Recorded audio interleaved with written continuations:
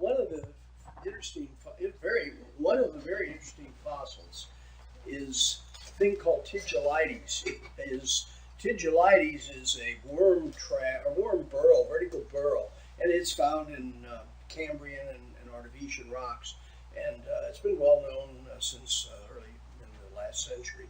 But there, in the 1960s, there was some fossils found around Globe, Arizona, that where they were found by rockhounds, and they were called attention to one of the geologists in Arizona, geologist with the United States Geological Survey, the USGS, and he recognized that they are potentially very scientifically interesting because they seem to be of a complex life form, kind of a worm-like form or so, and they were found in rocks that are Mesoproterozoic, rocks that are about 1.4 or 1.5 billion years old.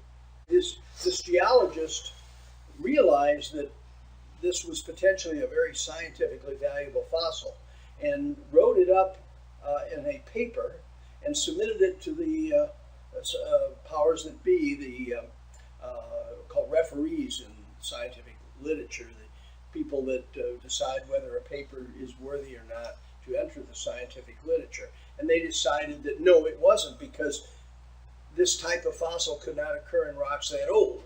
And so it was never published in the scientific literature. And all the literature on Tigilites is in the rockhound literature. And it was rockhounds, actually it was rockhounds that originally found it, and they gave note to the geologists that such a thing occurred. So Tigilites in the 1.4, 1.5 billion year old Precambrian rocks is not in the geologic literature. It's totally absent.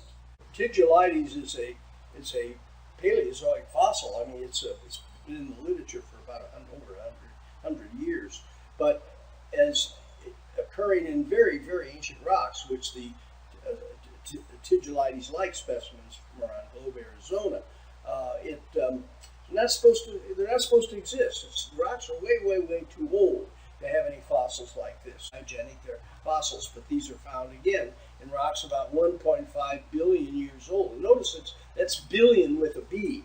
And there's not supposed to be any animal-type life or any type of creepy crawlies or even organisms that move. The types of life that are known are called stromatolites.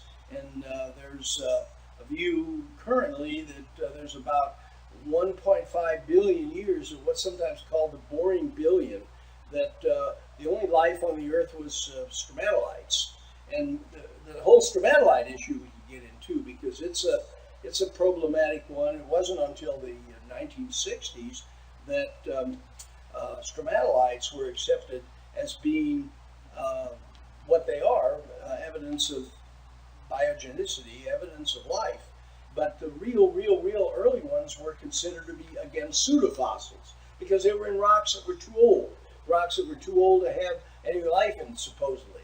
And what stromatolite shows that life is a very, very ancient phenomenon. Okay.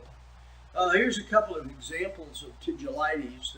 Here's one that's cut tangentially across the pipes of the Tigilites, whatever it is, perpendicular to the pipes, which were vertically oriented when they were living. And presumably they were living. Yeah, these were living. These are fossils, modified fossils. And this is one in which the pipes are cut tangentially.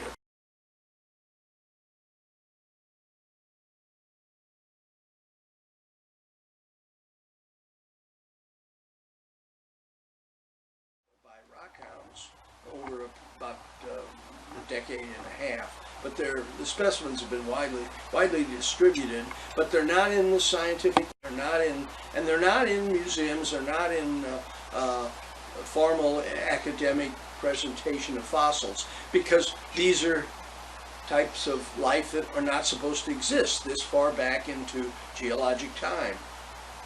And in the younger rocks with other fossils, stromatolites were accepted as being biogenic. In fact, they were recognized correctly that they're a product of what was called at the time blue-green algae, essentially formed by photosynthesis of blue-green algae, which is now known as cyanobacteria. And but the very, very early stromatolites in rocks, some of which are now known to be over 3 billion years old, those were not considered to be, the term is biogenic, that is formed by life, because that would show that life is a very, very, very ancient phenomenon on the Earth. And a lot of biologists and a lot of paleontologists just felt that that was too much time, that life did not occur that early in the history of the Earth. But so the real early stromatolites were written off as being pseudofossils. And the stromatolites, those particularly in Precambrian rocks, and specifically early Precambrian rocks, were written off as being pseudofossils. What would you think about doing a live show once a week where people questioned you on the computer and you talked into the camera answering the questions? Oh, I don't know. That might be interesting. Okay. Yeah, well, if there's an interest in it, put it. See it. Yeah. We'll get that set up. We'll do a poll on the Facebook page and see if people are interested in it. Yeah. And then once a week we might do a show, half hour or an hour, where you question live. Yeah. Okay, that should finish this video for now.